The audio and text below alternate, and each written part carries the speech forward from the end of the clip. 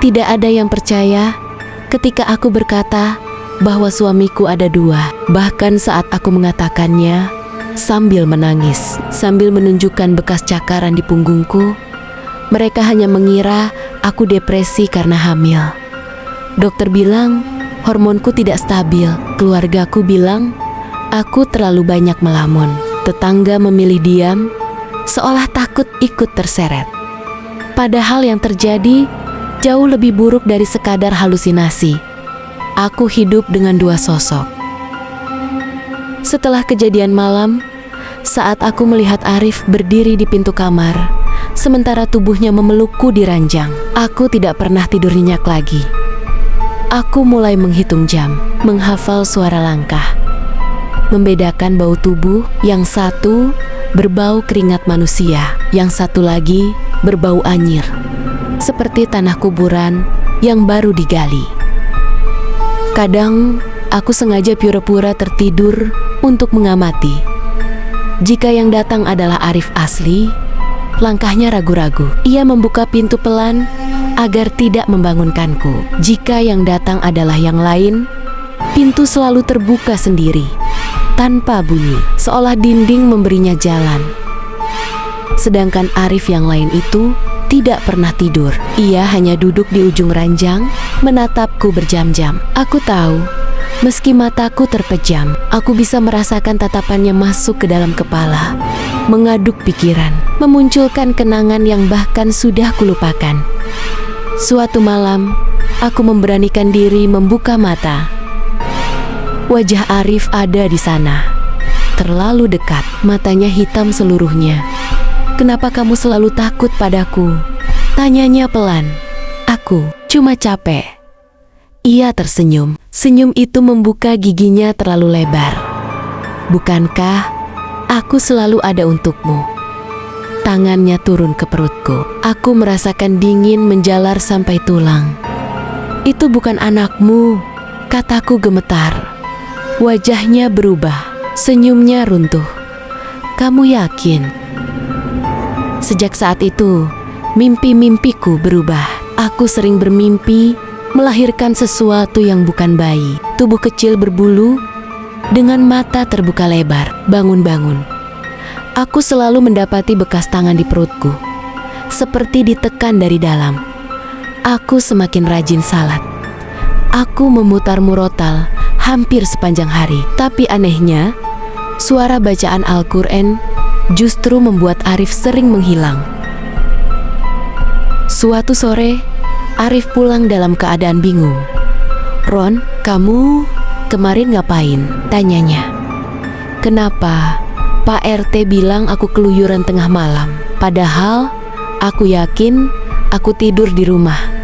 Darahku terasa berhenti mengalir. "Jam berapa?"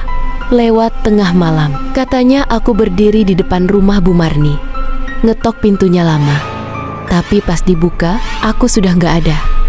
Aku tahu, yang datang bukan Arif. Malam itu, aku mengunci kamar dari dalam. Aku menempelkan ayat kursi dan doa-doa di dinding.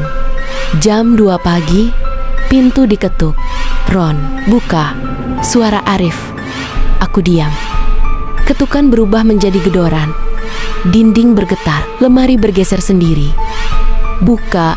Aku membaca ayat dengan suara keras. Tanganku gemetar, air mataku jatuh ke mushaf. Tiba-tiba semuanya hening. Pintu terbuka perlahan. Arif berdiri di sana, tapi kepalanya miring, tidak wajar. Senyumnya terbalik, kakinya tidak menyentuh lantai. "Kenapa kamu berlindung dari suamimu sendiri?" katanya. Aku berteriak sekuat tenaga. Saat aku terbangun, aku sudah berada di rumah ustaz itu. Tubuhku lemas. Arif duduk di luar. Wajahnya pucat, seperti orang yang baru sembuh dari sakit panjang. Ustaz itu berkata, jin itu sudah lama mengincar Arif. Sejak di pesisir, sejak Arif tanpa sadar mengambil sesuatu dari tempat terlarang. Jin itu tidak hanya meniru, tapi berbagi tubuh. "Kalau begitu usir saja," kataku. Ustaz menggeleng. Kalau diusir, suamimu bisa ikut mati. Aku hancur. Sejak itu, hidup kami seperti menunggu bom meledak. Kadang Arif menangis tanpa sebab. Kadang, ia tidak mengenaliku. Kadang ia berbicara dengan suara yang bukan miliknya, memanggilku dengan nama yang bukan namaku. Kehamilanku semakin bermasalah. Pada bulan ke-8, aku terbangun dengan rasa sakit luar biasa. Darah mengalir di antara kakiku. Aku sendirian di rumah. Aku berteriak memanggil Arif. Yang datang adalah Arif yang salah. Ia berdiri di ambang pintu, tersenyum puas. Sudah waktunya, katanya. Aku melahirkan di lantai ruang tamu. Tanpa bantuan, tanpa cahaya. Aku merasakan sesuatu keluar dari tubuhku, tapi yang terdengar bukan tangisan bayi. Yang terdengar adalah tawa kecil. Saat aku pingsan, Arif Asli akhirnya pulang. Ia menemukan rumah berantakan, lantai penuh darah, dan aku tak sadarkan diri. Bayi itu tidak pernah ditemukan. Dokter bilang aku keguguran. Tapi setiap malam, aku mendengar suara langkah kecil di rumah. Tawa pelan, sesuatu yang memanggil, "Ibu." Arif akhirnya meninggal setahun kemudian. Mendadak, jantung, kata dokter. Di pemakaman, aku melihat dua bayangan berdiri di dekat liang lahat. Yang satu menangis, yang satu tersenyum ke arahku. Sekarang aku tinggal sendiri, tapi setiap malam ada seseorang tidur di sampingku. Kadang ia salat, kadang ia tertawa pelan di kegelapan. Dan aku tidak pernah tahu yang mana suamiku dan yang mana ayah dari sesuatu yang masih memanggilku, Ibu.